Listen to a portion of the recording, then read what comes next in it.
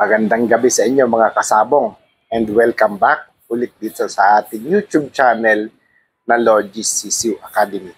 So pag-usapan natin ngayong gabi na to, ang nangyaring championship sa World Slasher Cup nitong Sunday, katatapos lang. And nagkataon na naswertehan ang breed natin ng mga manok na makapagkamit ng kampiyonato. So solo champion po ang the shipper entry gamit ang lahat ng mga manok natin. Full show po yun na Bruce Barnett na mga 2 to 3 years old na breed natin and selected po ni Obet Diaz. So,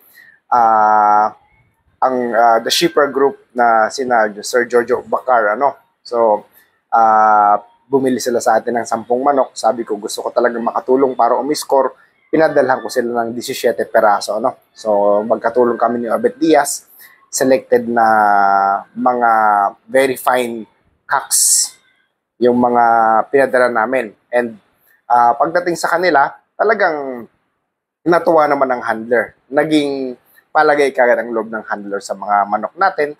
Kaya siguro kumilos ng maayos na may kasamang konting swerte. Kaya nakakatuwa. So anyway, himayin natin ang nangyari. Himayin natin ang nangyari. Kasi kahit ako guys, parang sa akin, parang panaginip pa rin lahat ng to, Parang masarap sa pakiramdam. Masarap sa pakiramdam na yung gawa mo, yung breed mo, yung creation mo, nakikita mong nagko-compete doon sa level, pinakamataas na level na kakayahan ng or abilidad ng manok mo, na kaya mong isali. So talagang matitibay, magagaling ang nakalaban natin kasi noong elims pa lang, nakalaban na natin ang entry ng ni Ma'am Osang de la Cruz. Talagang contender yun kasi champion last year yun. So, manok ni James Uy, mga Moneymaker Dome, manok ni Sir Ronnie Magbalon, talagang grabe. Mga aces yung mga yon. And then, itong grand finals, Itong grand finals naman, nakalaban natin si Mr. Bank. So, tinalo natin ang manok ni Mr. Bank. Nakalaban din natin ang manok ni Sir Marvin Rillo, grabe. So, isa lang din ang talo niya. It so happens na tayo ang nasortehan sa laban namin. Pero talagang magagaling, age cock. Talagang sabi ko nga, talagang head-to-head, toe-to-toe ang banggaan sa World Slasher Cup na yun. So talagang sabi ko, may mga key factors na tingin ko naglagay sa amin doon sa advantage position kung bakit kami nakapag-champion. So himayin natin. Unang-una, fighting style ng manok. Fighting style manok. So yung mga ginamit natin is I think, hindi ko pa na-check ang markings, pero sinabi nila sa akin may isang white legs and then 8 yellow legs. So, ang isang white legs na yun, that is lazy roundhead cross. Imported lazy roundhead over bilirubal hatch na cross na winner yun nung time ng stag siya. And then the rest, Bruce Barnett crosses. Bruce sa yellow-legged hatch, Bruce sa bilirubal hatch, Bruce sa blue face hatch. So, yun lang naman ang crosses natin. So, ang ilan sa mga factors na yon sa manok, sa breeding natin is yung Bruce, nilagyan natin ng konting sukat kasi yung mga talagang seed fowl, yung mga original blood ng Bruce, talagang ganyan ang mga paa nila. Ganyan ang mga paa nila. Ang katawan hindi maganda, talagang yung buto nila malalaki pero manipis, buwagag ang balahibo ng makapal, mabuntot, parang lumang manok talaga, yun ang original. But their bloodline possessed that magic formula. Their bloodline possess that magic formula. Parang pag inilagay mo sa ibang bloodline, bigla siyang tumatapang lumalakas or bigla sumasabog ganun. Something na ganun ang comparison natin. So, nadagdagan natin ng height. Nung nadagdagan natin ng height, sabi ko ang kulang na lang nito power. Kasi isa sa mga nako-contribute ng Bruce Barnett sweater is yung accuracy ng palo. Accuracy ng palo, and then yung leg extension na mahaba. Mahaba talaga mag-extend ng pa ang Bruce kasi sasadyain kanyang tamaan. So, that is one of the characteristics ng good cutting roosters. So, napahaba ko na ang paa niya. So, pag binato niya, mas advantageous pag medyo mahaba siya, lalo kak. Kasi pag kak, lahat sila may power na eh. Lahat sila may puwersa. So, pag ipinalo niya yun, aabot lalapat sa kalaban. So, mas devastating ang damage pag naiabot niya ng palo yun. And it so happens na yung fighting style is balloon type, paballoon. Ganyan ang lipad ng manok natin eh. Frontal na vertical. Hindi yung vertical na galing sa gilid. Kasi pag vertical na galing ka sa gilid, girian kayo ng ganyan, ano? Girian ka ng ganyan. Pag vertical na galing sa gilid, pag mali ang pwesto mo, ikaw ang tatamaan. Vice versa, ganun din sa kalaban. So, kumbaga parang patsambahan, pasortihan na lang. And which is, ako, ayoko ng ganun. I really want na may slight advantage ako from the beginning. So, yung manok natin, pag bitaw, ganyan, titigil, i-measure out niya ang kalaban ng striking distance, itatount niya para mag-engage. Pag umengage, sasabayin niya sa taas, uunahan niya sa taas, pupukpukin niya ng isang ganun, sabay siya puputok paakyat.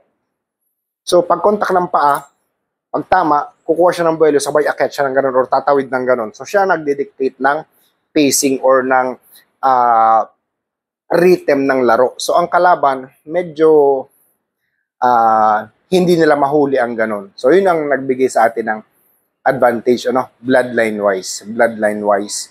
Kaya yung mga patama natin, talagang may tatlo tayong manok na hindi nasugat, Kasi pag isang bangga lang ganun, tapos kaagad. Ang isa naman, pag lipad ng gano'n, nagpatihulog ang kalaban, sinundan niya, binagsakan niya ng palo, tapos kaagad. So, kumbaga, those are the things that put our bloodlines into advantageous position, kaya tayo nanalo, Kaya tayo nanalo. So, that is the aspect of bloodline, of Bruce Barnett sweaters. Kaya yung nagawa kong Bruce Barnett sweaters, kumbaga, I'm really proud and I can say na parang wow, nagawa ko na pala siya. Kasi as of now, I'm really focusing on creating variations or version of Bruce Barnett sweaters na pang-istagan. So ngayon ko lang sila nakita na talagang kaya mag-compete doon sa top level pagka. So talagang natuwa ako. So binalikan ko ang mga markings and then sabi ko, gagawin ko ulit yung mga ganong ginawa ko para mapaghandaan ko ang mga susunod na taon sa mga labanan ulit diyan sa mga malalaking labanan na ganyan. So, yun ang isa sa factor, Pangalawang factor is yung selection. So, when we are selecting with Obet Diaz, with paring Obet Diaz, so pinili talaga namin yung mga malalakas bumangga. Pinili namin yung mga malalakas bumangga, which is natural naman sa Bruce, So, pwedeng at first hindi siya ganun kalakas bumangga, pero since innate or nakatanim na sa pagkamanok niya yun, as the training progresses, talagang na-adapt niya or lumalabas ang natural na ability niya na bumangga or umangat, na mag-frontal vertical. So, ganun yung fighting style niya. Kaya, mas lalong na-develop, mas lalong na-develop. And then, pangatlong factor is napakagaling ng handler. Hindi ko handler yun. Handler din na Sir Jojo Bakar ng The Shipper Group. Napakagaling. Si Pilay, napakagaling. Kasundong-kasundo niya ang manok natin, So, nung makita ko pa lang ang video nung binitawan niya ang manok, pag lipad bagsak agad ang kalaban na hindi nakasugat. So, sabi ko, ang galing. Ibig sabihin, kabisado ng tao na to kagad ang manok natin. So, I think in 1 month time, nakabisado na niya. Nakasundo niya kaagad. So, kumbaga, that is very rare, That is very rare. Kasi, minsan, sa kadamihan ng bloodline na available, kung ano ang iba-iba naman kasi ang ugali naman, iba-ibang consistency, iba-ibang palo, iba-ibang hinahanap ng kada handler. So sabi nila, yung manok natin is natuturuan. So yun ang key factor, natuturuan. So sabi ko nga, ang word ko naman doon, nagre-respond sila sa training. Nagre-respond sa training. Unlike ng ibang manok, hindi sila nagre-response, may sarili silang galaw, may sarili silang ugali. So yung Bruce Barnett natin, so kung gusto mo sila umangat, natuturuan sila. Kaya, kumbaga, yun ang main bloodline natin sa farm, and doon nga, natest nga natin yung shuri natin, natest natin yung shuri natin doon sa labanan sa World Slasher Cup na kung saan nag-solo champion ang The Shipper Group. Nag-solo champion ang The Shipper Group using our Bruce Barnett sweaters. And then talagang yun nga, yung conditioning, yung pointing, very exceptional. Bilib talaga ako. Hinawakan ko ang katawan, bilib ako kung paano sila magpakatawan. Si Pilay, yung handler ng The Shipper Group, ni Sir Jojo Bakar at ni Sir Roel. So talagang napakagaling. Saludo ako. Kaya kumbaga gusto kong tuklasin kung paano nila ginagawa para sa sarili ko, alam ko din. Kasi ang contribution ko lang naman sa event na yun is mag-supply ng mga manok para matest ko rin ang mga manok na binibreed natin dito sa farm. And it so happens na talagang nakarating tayo doon sa hinahanap natin. So, yung mga factors na yun, tingin ko yun ang nagbigay sa atin ng advantage, ano? Kasi sabi ko nga, maraming magagaling na manok. Kaso, yung nga, yung pag nagparadahan kayo, dance of death, naggirian kayo, paunahan ng posisyon, paunahan magkamali. So, kung siya magkamali, talo siya. Kung ikaw magkamali, talo ka. So, parang sa akin, we can do much better. We can do something na may iwasan natin na magkaroon ng error ang manok natin sa ganun. We can always create a chicken that will dictate the tempo of the fight kaysa doon sa aasa tayo doon sa magkamali ang kalaban natin. So sa akin, yun lang naman ang tsuri ko. Ano?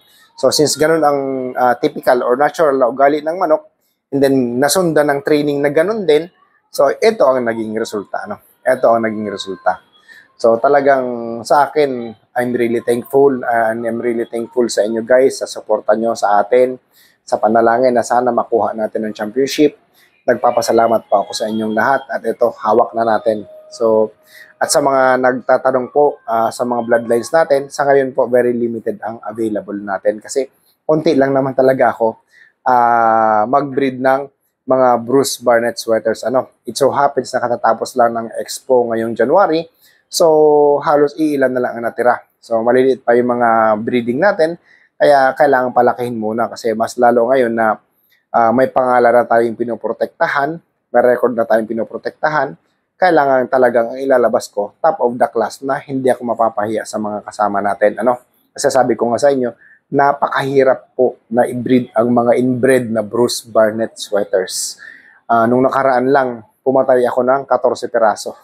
14 piraso, maliliit, may mga kanto ang likod. Ay, hindi talaga. Kumbaga, sa 14 ang kinatay natin, ang itinira ko lang 5. So talagang, kumbaga sa 5 na yun, baka 2 pa ang pasang-awa. So talagang napakahirap mag-inbred.